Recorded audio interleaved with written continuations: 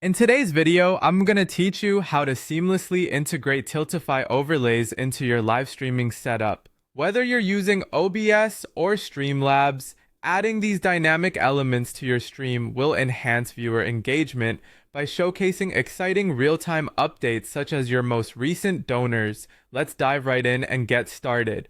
First, head over to the Tiltify website and log into your account. If you're not familiar with Tiltify, it's a fantastic fundraising platform that allows streamers and their communities to raise money for causes they care about. Once you're logged in, you should see your campaign dashboard. This dashboard is your control center where you'll manage all the aspects of your fundraising campaign. Now, the next task is to find your overlay URL. Start by navigating to your specific campaign. Within your campaign settings, you'll see an option labeled Widgets and Overlays. In some cases, this might be found under the Integration section, so keep an eye out for that. Once you're there, you'll see a variety of overlay widget options.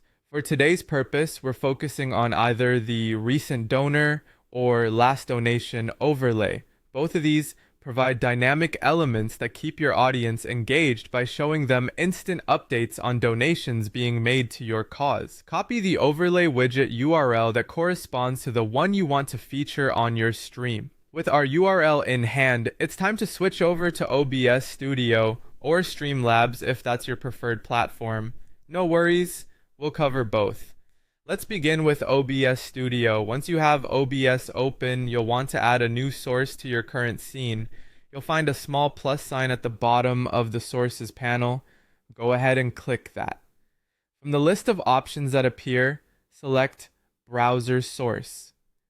This is important because it allows you to integrate web-based content like the Tiltify overlay into your stream. Once you've clicked Browser Source, you'll see a new window appear. This is where you'll paste the Tiltify overlay URL that you copied earlier. After pasting, you'll notice options to adjust the width and height of the overlay. A recommended size might be 800 by 200 pixels, but feel free to adjust this based on your personal preferences or stream design. Keep in mind that positioning is key. Make sure you place your overlay where it won't obstruct other important elements on your screen, yet will remain visible enough to capture your audience's attention. And that's it! With your overlay now integrated into either OBS or Streamlabs, you're all set to offer your viewers a much richer and more interactive experience.